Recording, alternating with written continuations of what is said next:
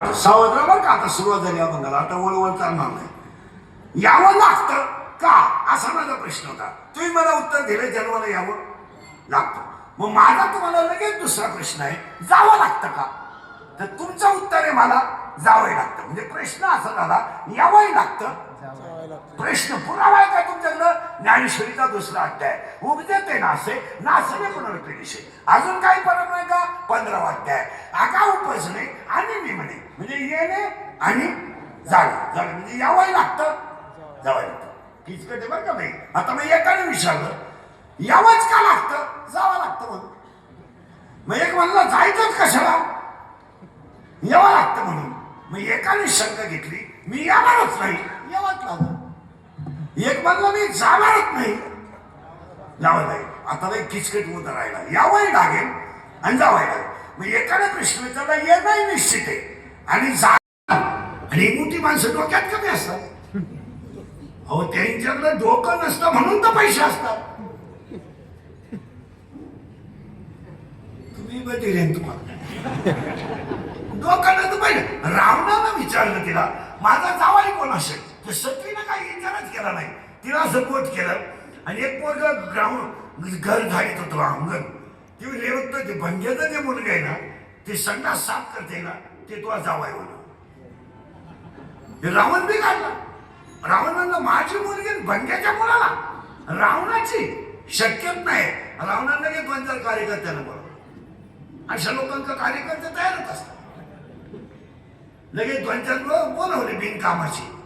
या नळ्या नळ्या खा, खंड खुंड खा, एवढे पैसे घ्या, त्या फराचा गेम करा.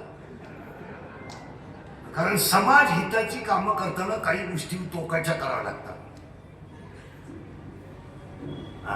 कार्यकर्ते पेले त्याला उचललं आणि दिलं नदीत टाकून. आले काम ओके, पैसे घेतले गेले निघून. ते गेलं वाहून गेलं. पण देव राखेत आहे मारील कोण? काय सांगतो भोगे त्या मारताना तर त्याला कळलंय आपण आयुष्यात जेवढे लफडे केले ते वसूल केल्याशिवाय जाता येत नाही. आणि तो का बोलत होता तो बा आता सगळं झालंच आहे. जेवढे आपले तुम्हीच म्हणा शब्द आता जेवढे आपले भोग आहे तेवढे आपण भोगायचे. आणि भोग संपले म्हणजे आजीबाई नाही त्याला आजीबाई एक बाई तुमच्या बरोबर वाड्यातली राहिली नाही. तुम्ही अजून त्या सगळ्यात असाय भोग आहे. एक दिवस माझा नंबर लागला म्हणजे यायचं भोगायचं आणि भोगलं की जायचंय बा. भोग कोणाला चुकत नाही. महिला मंडळ 8 बाळांपण झाली पण एक मुलगा सुद्धा आईच्या असताना आपलं दूध प्याला नाही. भोग असतात. 8 बाळांपण झाली 8 पण 8 बाळांपणे पाना फुटला असताना पण एक मुलगा सुद्धा असताना तो दूध प्याला नाही. एक मुलगा जन्माला आला का भाऊ दगडावर आपटायचा आणि आईच्या समोर मुलाची दगडावर तुकडे व्हायचे. 7वी मुलगी सटकली ती गेली. पण जगाचा बाप जन्माला आला, आईला पाना फुटला, त्याला त्याच्या आईचं दूध पिता नाही आलं. तो धुपलीत बसून पलीकडे गेला नदीच्या आणि दुसऱ्या आईचं दूध प्याला. जगाचा बाप सुद्धा भोगामुळं आईचं दूध पिऊ शकला नाही. तुम्ही आम्ही कोण? आपण तर बंद पडेल डेअरीचा चेअरमन. तिला छटाक दूध नाही. आणि जो डेअरीचा चेअरमन आहे त्याच्या घरी कुत्री सुद्धा दूध देईन तो चेअरमन. त्याला माहितच नाही मोकळं दूध देतोय कशी. यामुळं काय आपल्याला तुम्ही अभ्यास करा चांगला. त्याच्या पुढचा ऐका. भोपा बरं का कसे 8 मुलं झाली तरी दूध पिले नाही. आता उलट आहे का महाराज? भोग असे असतात 4 मुलं विद्वान, एक मुलगा ब्रह्मांडाचा मालक पण बापाला मरताना 4 मधला एकही जवळ नाही. तसं हो पुढे ऐका. ब्रह्मांड नायकाची बायको मुलगी बायको आणि राजा जनकाची मुलगी. काही दुबळ्या माणसाची मुलगी नव्हती ती, जनकाची मुलगी होती. आणि दिली कुणाला? विना अनुदान शाळेच्या शिक्षकाला. कुणाला दिली? रामाला दिली. पण त्या मुलीचं प्रारब्ध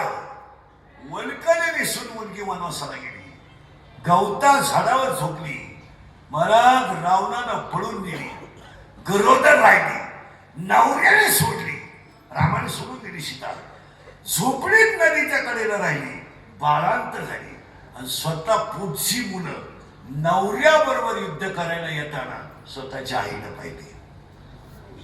काय दिवस आहे.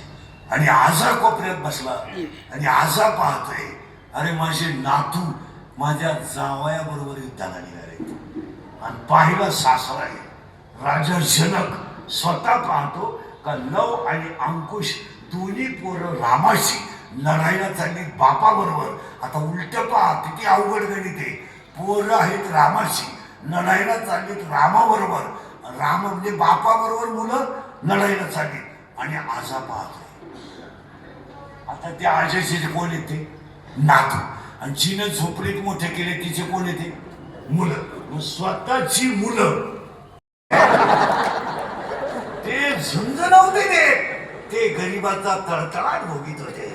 घरकुलात टक्का, मुरमात टक्का, खडीत टक्का वसूल, सगळ्याला माफी आहे, कर्माला माफी नाही. थोडा काळ आहे. तुम्ही पहा जेवढे श्रीमंत लोक आहेत त्यांच्या प्रत्येक घरात एक माणूस याला आहे. कोणचंही घटक याला नसलं तर बेवडा तरी आहे, बेवडा नसलं तर नादी तरी आहे, पण खटका आहे. खरे तो कळून येत नाही. पण कार्यक्रम झाल्याशिवाय जेवढे कोट्याधीश लोक आहेत ना, कोट्याधीश मरण्याच्या स्थितीत 10व्याला जर पेटवल्या तर श्राद्धापर्यंत दूर निघत. एवढे स्थितीत नाहीत ना, एवढे स्थितीत त्यांच्याकडे. पण त्यांच्या घरात जा कधी त्यांना पोर नाहीत. जाऊन बाजू ते राहू दे.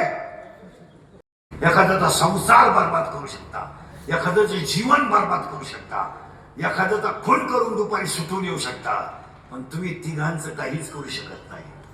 1 काळ, 2 मृत्यू आणि 3 निसर्ग.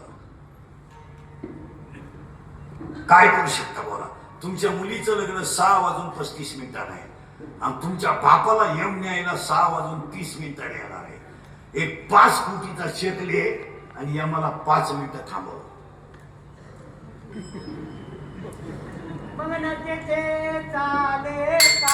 वा